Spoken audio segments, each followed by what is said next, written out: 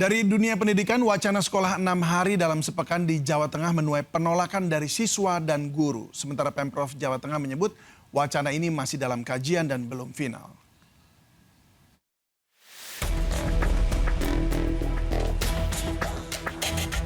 Pemerintah Provinsi Jawa Tengah menggodok rencana masuk sekolah selama 6 hari dalam sepekan bagi seluruh sekolah mulai dari SD hingga SMA. Sekolah 6 hari ini bertujuan meningkatkan kualitas mutu pendidikan dan karakter siswa. Selain itu, menurut Pemprov Jateng, banyak orang tua siswa bekerja di hari Sabtu dan perilaku kecanduan gadget pada anak.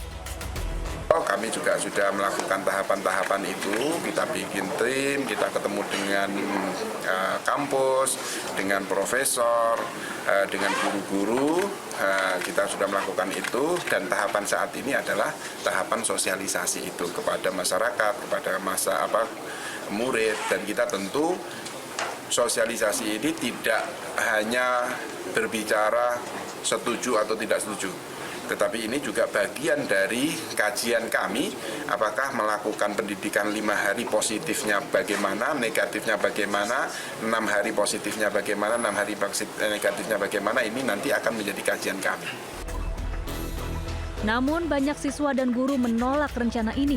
Penolakan juga tercantum di laman change.org dan sudah ditandatangani lebih dari 26.000 orang. Mereka menilai siswa dan guru perlu lebih banyak waktu berkualitas bersama keluarga di akhir pekan.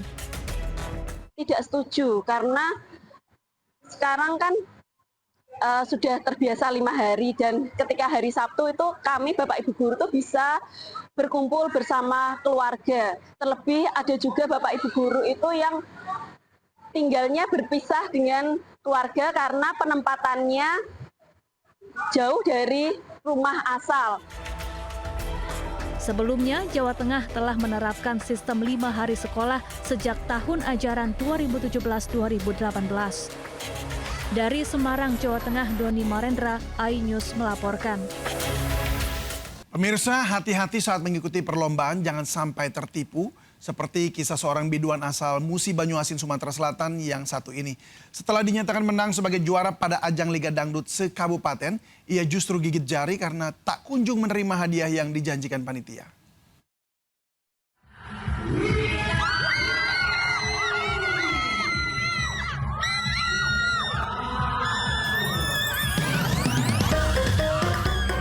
Winda Wulandari, mahasiswi asal Musi Banyuasin, Sumatera Selatan, tak percaya bisa memenangkan ajang pencarian bakat Liga Dangdut tingkat kabupaten yang digelar 3 September lalu. Namun ia lebih tidak bisa percaya lagi karena hingga kini tak kunjung menerima hadiah sebesar 10 juta rupiah seperti yang telah dijanjikan panitia penyelenggara. Padahal untuk mengikuti perlombaan ini ia harus membayar sebesar 200.000 rupiah. Hari berganti bulan, namun hadiah uang tunai tak kunjung juga ia terima. Merasa ditipu, akhirnya Winda melaporkan panitia penyelenggara yang tergabung dalam ormas masyarakat bernama Pemuda Peduli Pengangguran itu ke pihak berwajib. Winda berharap panitia segera mencairkan hadiah uang yang sudah menjadi haknya agar ia lebih bisa bersemangat untuk berkarya di dunia tarik suara.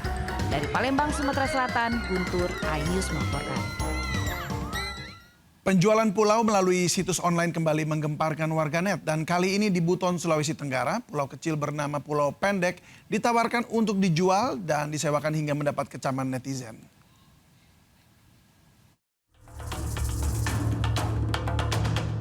Sebuah pulau kecil bernama Pulau Pendek di Kabupaten Buton, Sulawesi Tenggara terpampang di sebuah website. Pulau seluas 240 hektar ini ditawarkan untuk dijual. Selain dijual, pulau yang dikenal memiliki hamparan pasir putih, laut jernih, dan rumah bagi banyak lumba-lumba ini juga disewakan untuk kegiatan pariwisata. Pemerintah setempat mengaku tidak pernah ada satu pihak pun yang pernah datang dan berkomunikasi terkait rencana penjualan pulau. Wakil Bupati Buton menegaskan pulau ini merupakan tanah adat warisan leluhur dan tidak diperjualbelikan. Cuma sampai saat ini saya perlu tegaskan bahwa tidak ada itu penjualan pulau. Karena pulau ini yang namanya pulau mau dijual beli itu ya harus ada administrasinya. pasti pemerintah desa juga tahu, pemerintah kecamatan tahu. Tapi sampai hari ini pemerintah desa jangankan dihubungi, melihat pun orangnya itu tidak pernah. Pun demikian kita tentu tidak boleh membiarkan juga isu itu berkeliaran. Itu statement kami sebagai pemerintah. Ini tentu tidak boleh terjadi karena ini adalah aset yang ada di pemerintah Kabupaten Buton. Pemda Buton kini menelusuri pemasang iklan online. Sementara itu, Pemda setempat dan Kementerian Pariwisata sebelumnya telah berencana mengembangkan potensi wisata di Pulau Pendek. Dari Buton, Sulawesi Tenggara, Andi Eba, iNews melaporkan. Sukacita saat mencairkan bantuan sosial dari pemerintah diwarnai kericuhan hingga antrian panjang. Di kantor pos percetakan negara, penerima bahkan rela antre selama 5 jam demi pencairan bantuan pemerintah tersebut.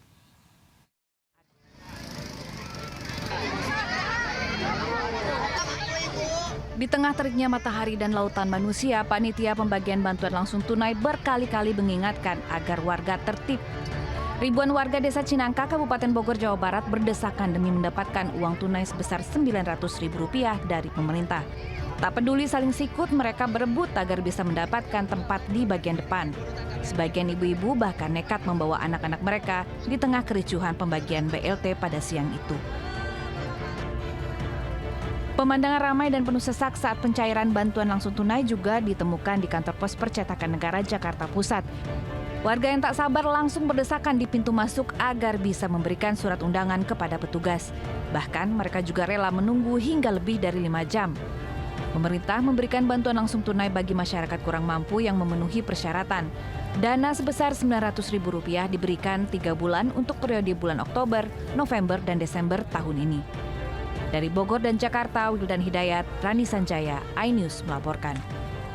Setelah terjadi antrean hingga 5 jam kemarin, hari ini pencairan BLT Rp900.000 di kantor pos percetakan negara Jakarta Pusat masih dipadati ribuan warga. Jurnalis Yasmin Atania melaporkan selengkapnya berikut ini. Pemerintah sudah mulai menyalurkan bantuan langsung tunai kesejahteraan rakyat atau BLT Kesra kepada masyarakat. Salah satu lokasi penyaluran di Jakarta, tempat saya melaporkan saat ini ialah di kantor pos cabang pembantu Gang Tengah yang berada di Jalan Percetakan Negara Jakarta Pusat. Dapat dilihat situasi saat ini pemirsa masih terpantau padat. Terjadi antrean yang cukup panjang dan desakan antar warga pun tadi masih terjadi. Sangat disayangkan di sini adalah terdapat sejumlah ibu yang terus serta membawa buah hati mereka untuk antri berdesakan dan juga ada sejumlah lansia yang turut mengantri. Dan saya akan coba mewawancarai salah satu penerima manfaat yang nampaknya masih mencoba antri di sini untuk mendapatkan BLT sebesar Rp900.000. Halo Ibu, selamat siang. Dengan Ibu siapa dan asal dari mana Bu? Asalnya Keramat Pulo. Ya, Ibu siapa maaf? Ibu Yuyun. Ibu Yuyun ini masih antri ya Bu ya? Dari jam berapa di sini Bu? Dari jam 7 sampai sekarang. Dari jam 7 sampai sekarang? Iya. Menurut Ibu antriannya seperti apa Ibu dari tadi Bu? Apa? Antriannya seperti apa di sini Bu? Desek-desekan. Ya. Ibu ini kan ada juga anak-anak yang turut dibawa di sini. Ibu sempat bawa anak juga atau seperti apa? Tadi bawa pulang, saya bawa pulang lagi. Karena capek saya 2 kali balik. Iya, jalan kaki. Menurut Ibu dengan proses pencairan BLT seperti ini apakah memudahkan atau menyulitkan? Maaf, sulit juga. Kenapa Bu menyulitkan ya Bu? Soalnya rame antrian, desek-desekan. Iya. Nah, rencananya nanti Bu dengan dana yang didapat oleh Ibu Rp900.000 itu akan digunakan untuk apa Bu? Untuk makan siap hari-hari. Ya, maka sehari-hari makan, bayar utang, bayar apa gitu. Terima kasih banyak Bu Yuyun atas waktunya. Ya pemirsa, itulah tadi wawancara kami dengan salah satu warga penerima manfaat yang menyampaikan ini sudah cukup lama mengantri untuk mendapatkan BLT sebesar Rp900.000 ini. Diharapkan ke depannya agar pemerintah ini dapat kembali menemukan mekanisme terbaru untuk penyaluran BLT agar tetap tepat sasaran. Dari Jakarta, Yasmin Artania, Andri Setiawan, iNews melaporkan. Pemirsa, banjir bandang yang melanda Sumatera Utara tidak hanya menghanyutkan rumah dan material tanah. Arus banjir di sungai juga turut membawa kayu-kayu gelondongan berukuran besar.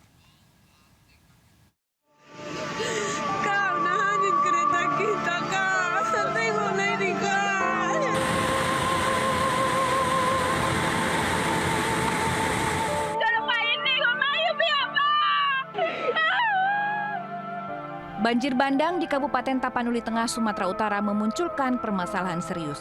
Video amatir kayu gelondongan besar yang terbawa arus sungai ketika banjir menuai sorotan publik. Warga meminta agar pemerintah segera menelusuri asal-usul potongan kayu tersebut, termasuk menyelidiki kondisi hutan di hulu sungai.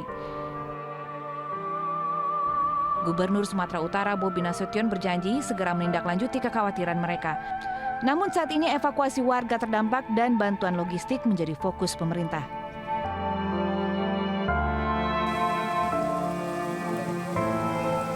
Banjir bahkan merendam rumah dinas gubernur termasuk mobil yang terparkir di halaman. Ketinggian banjir di rumah dinas Bobi Nasution mencapai 1 meter. Hingga Kamis 27 November, BPBD Sumatera Utara mencatat 47 orang tewas akibat banjir bandang dan longsor yang melanda 13 kabupaten kota. 9 warga masih dinyatakan hilang dan 67 orang luka.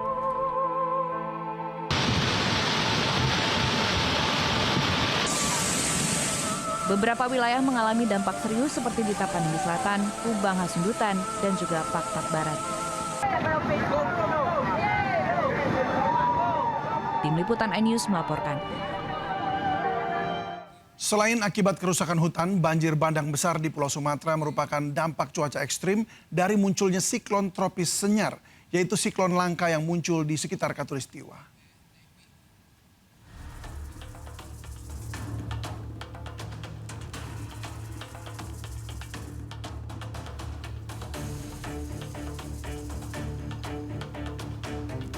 Siklon tropis Senyar merupakan cuaca langka yang pertama kali teridentifikasi pada November 2025. Berasal dari bibit siklon 96B yang terdeteksi sejak 21 November 2025 di Selat Malaka.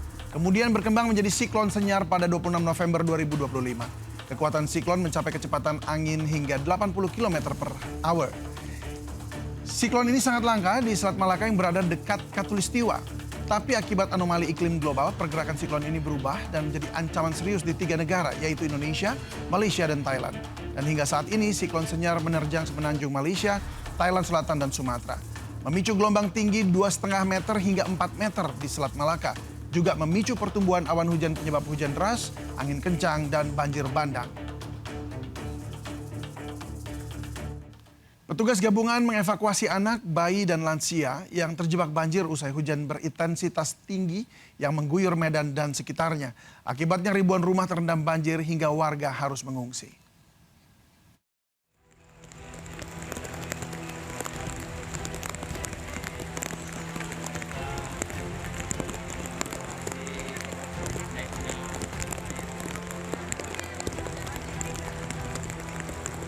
Petugas gabungan yang terdiri dari polisi, TNI, Basarnas, BPBD Medan, dan BPBD Deli Serdang pada Kamis pagi mengevakuasi warga dengan menggunakan perahu karet.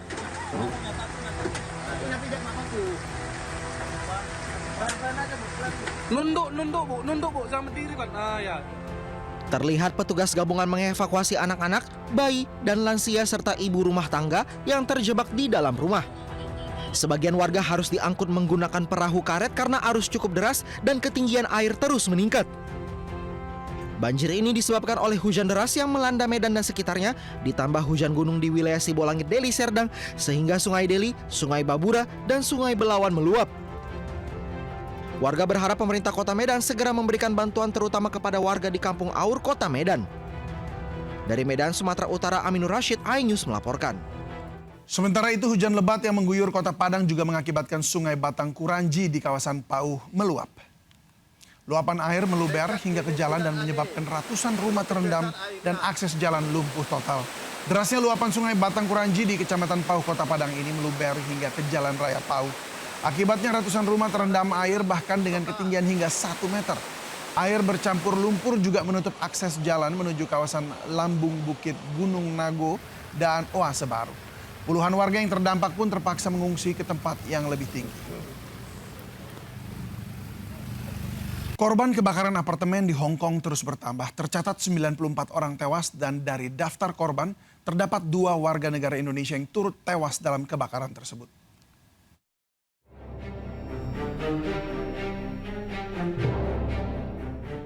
Kebakaran dahsyat di komplek Wang Fukot Taipo, sebuah komplek hunian yang disubsidi pemerintah, menandai salah satu bencana kebakaran paling parah di Hong Kong dalam sejarah terkini. Sebanyak 2 warga negara Indonesia meninggal dalam peristiwa ini, sementara 2 WNI lain dilaporkan luka. Keempat korban adalah pekerja migran Indonesia yang bekerja di negara itu. Pihak keluarga telah dihubungi dan KJRI akan terus memberikan informasi terkini terkait kondisi WNI lainnya. Korban kebakaran apartemen di Taipo, Hong Kong hingga kini terus bertambah. Pada Kamis malam, petugas mencatat 94 orang tewas akibat insiden ini. Jumlah korban diperkirakan akan terus bertambah dan pihak berwenang juga terus menyelidiki pemicu kebakaran di apartemen 2.000 unit tersebut. Polisi setempat mengatakan telah menangkap 3 pria atas dugaan kelalaian meninggalkan kemasan busa di lokasi kebakaran. Sebelumnya kebakaran terjadi pada Rabu malam waktu setempat. Warga yang berada di lokasi mengaku tidak mendengar bunyi alarm dan harus mengetuk dari satu pintu ke pintu lain untuk memberitahu api telah membesar. Peristiwa matinya alarm disebabkan karena bangunan apartemen sedang direnovasi dan petugas mematikan alarm bahaya tersebut. Sementara jendela bangunan tak bisa dibuka akibat proses renovasi. Tim Liputan melaporkan. Kami akhiri jumpa kita siang ini. Saya David Silahoy dan kru yang bertugas berterima kasih atas kebersamaan Anda. Tetap semangat, selamat berakhir pekan, dan sampai jumpa.